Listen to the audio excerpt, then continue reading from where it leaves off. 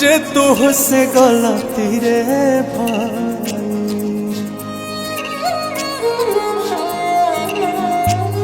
एक तो समय आ गई तुझे तुझसे गलती रे भाई।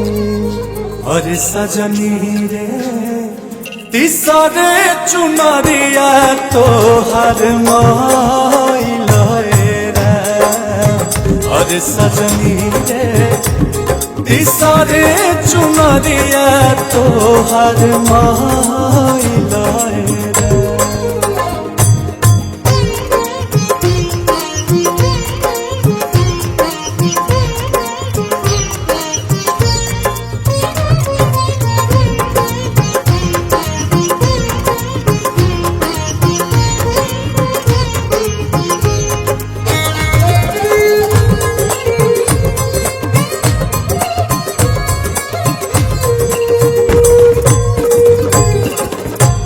बचपन बितवलू तू तो खेल के नदानी में।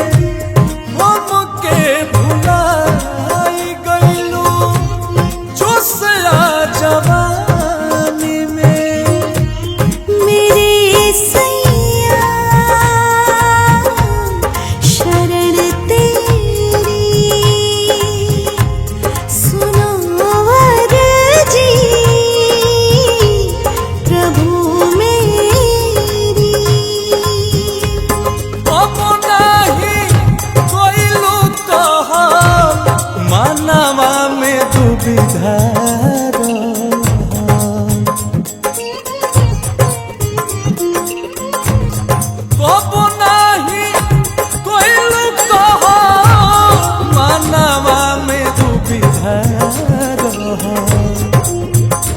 सजनी रे काम नहीं आई गुणवा भाई लाए।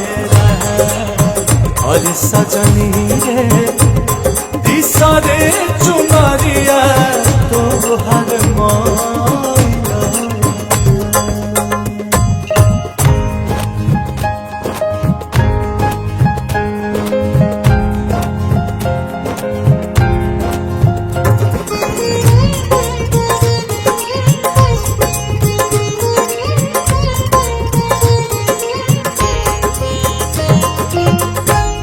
कुछ नहीं हो अब तो रोवाला से रानी। बाप के गठरिया तोहार कहता कहानी। मेरे राजा रहम करना शरण मुझे रखना। लाख 84 तब फिर जाना महानी। लाख 84